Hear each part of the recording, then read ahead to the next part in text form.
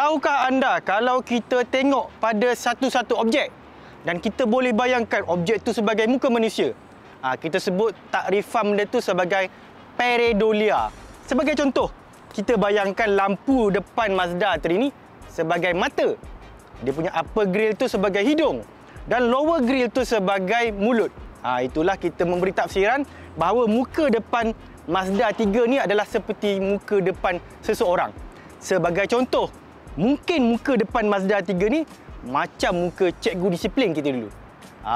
Sebelum kita mereviewkan Mazda 3 Sedan High Plus ni, sudi-sudikanlah untuk anda menekan butang like, menekan butang share dan subscribe dekat YouTube, Facebook, TikTok dan juga Instagram Mekanika Malaysia. Dan jangan lupa untuk menekan butang WhatsApp dan WhatsApp saya.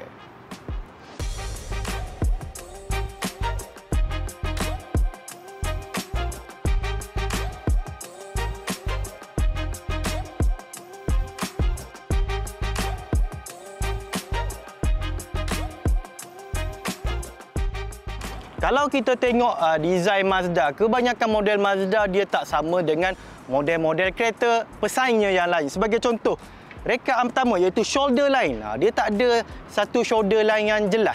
Manakala Mazda ni pula, dia memang suka bermain dengan cahaya, bermain dengan bayang-bayang, dan konsep ini kita panggil Utsoroi.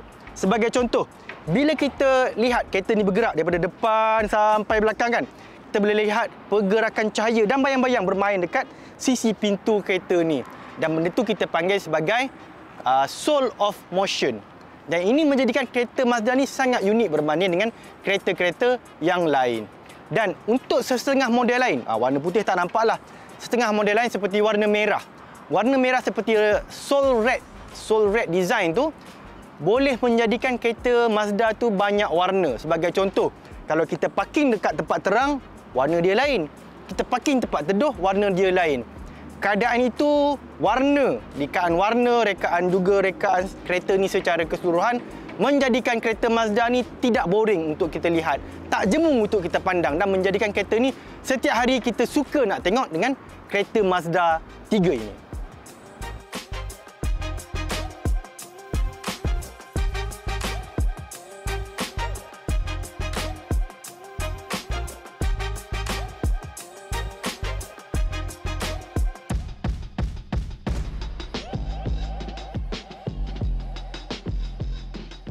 Okey, sebenarnya saya lupa nak beritahu Mazda 3 High Plus Sedan yang kita review hari ini sebenarnya model yang telah menerima minor facelift bagi tahun 2023. Jadi dia menerima beberapa pembaharuan berbanding dengan model yang lama.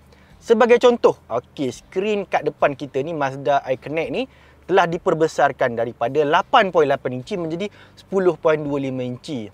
Walaupun dia besar, tapi dia tak mengganggu penglihatan pemandu kepada arah depan. Manakala untuk USB pula dia diubah kepada USB Type-C. Dia menerima wireless charger, Apple CarPlay Wireless dan Android Auto.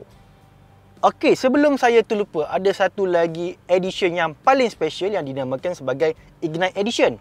Ignite Edition menerima leather seat yang berwarna merah. Kalau kat sini dia gunakan warna hitam. Dan Ignite Edition juga menerima pembesar suara dari jenama Bose sebanyak 12 pembesar suara. Yang ni menerima speaker yang biasa sahaja.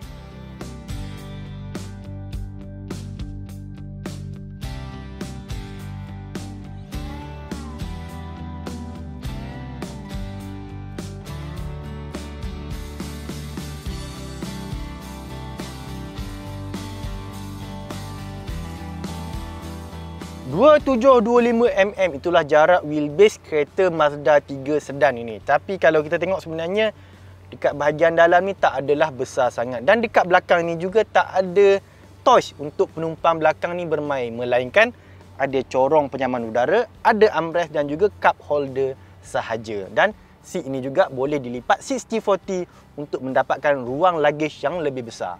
Bercakap berkenaan dengan ruang luggage, dekat belakang kita ada sekitar 440 liter ruang kargo.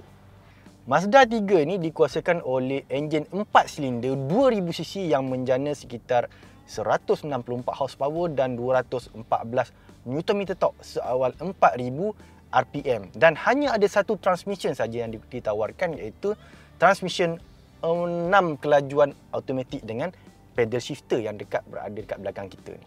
Dan hanya ada satu mod, dua mod pemanduan yang ditawarkan, sama ada normal ataupun sport. Dan di butang sport ni kita boleh tekan dekat sini. Dalam keadaan pemanduan yang normal, maksudnya dalam 110, 120 km sejam, kita boleh dapat bacaan bahan api sekitar 15.5 km per liter. Dan angka itu sebenarnya tak jauh berbanding dengan 16.2. Itu angka official daripada Mazda. Dari segi prestasi pula, kereta ni dari segi pickup. Pickup dia tak adalah orang kata power sangat kalau kita compare dengan kereta yang ada turbo. Cuma dia menang dekat top speed, di mana top speed Mazda 3 ni boleh mencapai 216 km sejam laju. Dari segi handling pula, seperti mana yang kita tahu, Mazda 3 ni menggunakan torsion beam dekat bahagian belakang, yang di mana torsion beam tu dia tu pelik sikit. Dia bahagian tengah tu dia agak lepek sikit berbanding dengan bahagian hujung. Dan kalau kita ambil selekoh dengan laju, let's say dalam 100, 110, kita boleh mengawal Mazda 3 ni dengan confident.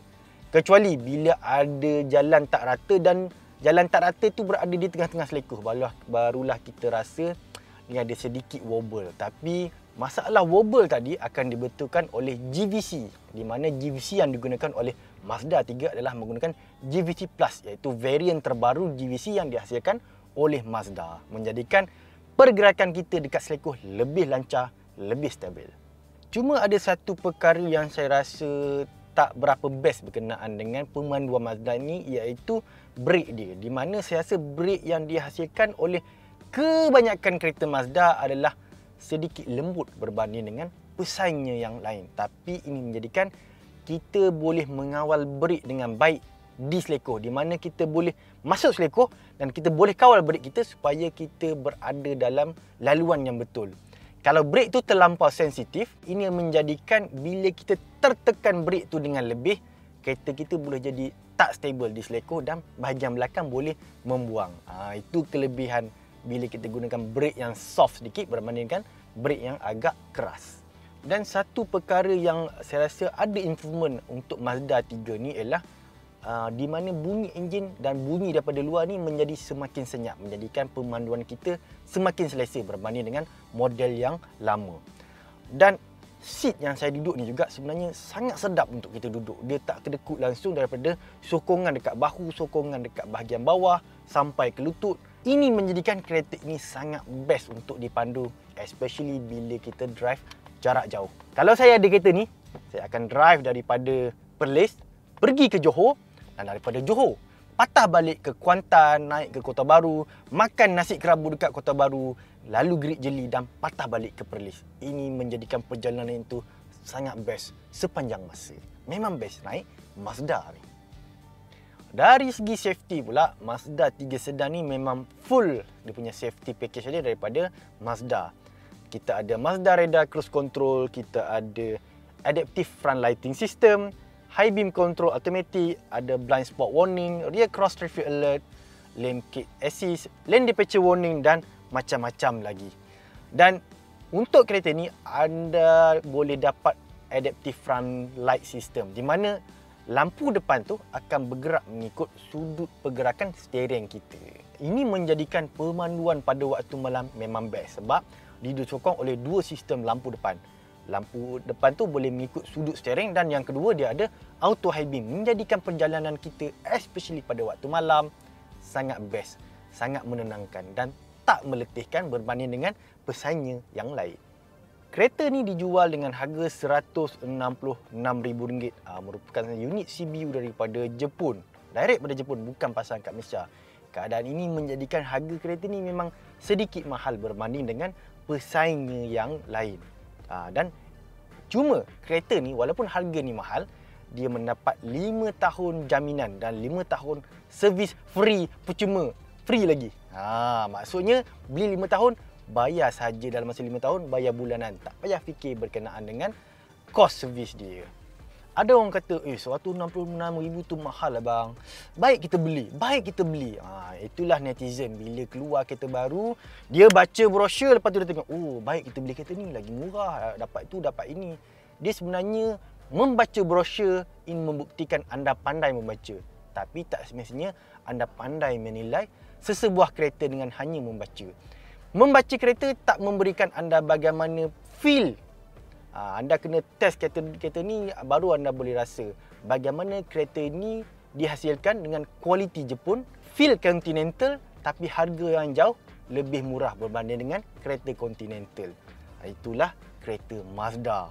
Dan tahukah anda bahawa kebanyakan kereta Mazda menjadikan BMW sebagai benchmark dari segi kualiti, pemanduan dan feel pemanduan kereta itu sendiri untuk kebanyakan kereta Mazda. Ya, benchmark Mazda adalah BMW.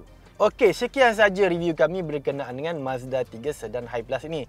Kepada penonton yang baru menemui channel Mekanika, sudah-sudahlah untuk anda menekan butang subscribe, menekan butang like dan share dekat YouTube, Facebook, TikTok dan juga Instagram Mekanika Malaysia. Dan jangan lupa untuk menyokong kami dekat Netflix Malaysia. Ya, kami ada dekat Netflix. Ya, saya tak cakap.